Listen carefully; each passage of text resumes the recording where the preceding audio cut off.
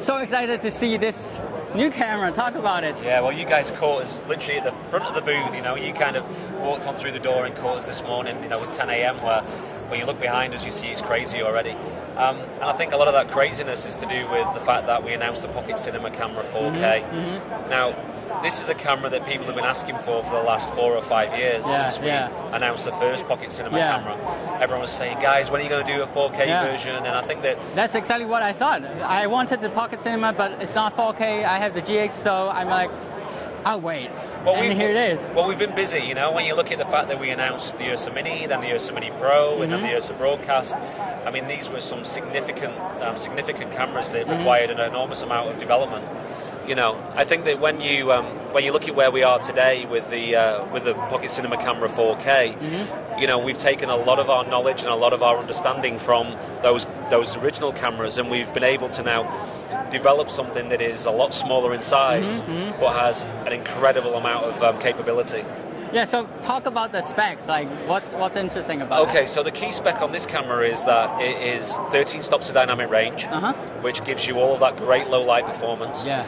It's actually dual ISO, so it will shoot natively at 400 ISO, but it will also shoot at 3200 as well as a standard ISO. That seems to be the trend now. That's right. Well, I think that what happens is that, you know, we want to gain as much as we possibly can within our ISO levels, and what we're able to do with this camera now is produce ISO levels all the way up to 25600. You know, which is a phenomenal amount of capability. Certainly when you're looking within a low light. You know, it's a micro 4/3 sensor.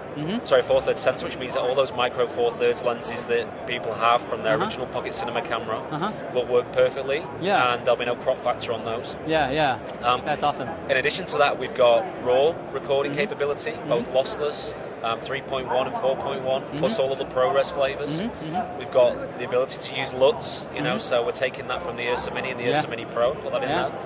It's got recorded media, both SD and CFast, but also one of the things which is fantastic with this camera is it has a USB-C connection on the side, and that USB-C connection allows you to record directly to a USB-C drive. Really? And you can also power the camera from that drive. Wow. So, you know, that's a significant development. It's got a full HDMI output on there. It's got a mini XLR there as well with phantom power. You've also got on there as well, you know, the ability to take a still image on there. It's got a higher frame rate button, so you can go straight to higher frame rates with one button click. Plus, it's all touchscreen on the back, so it's the familiar interface that everyone's familiar with our Ursa Mini.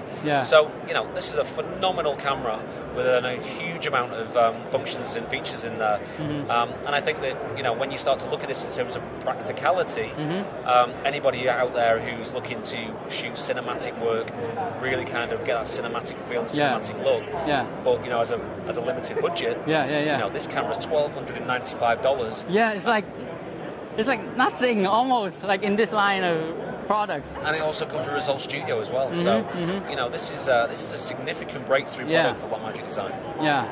It's so tempting. It's so tempting.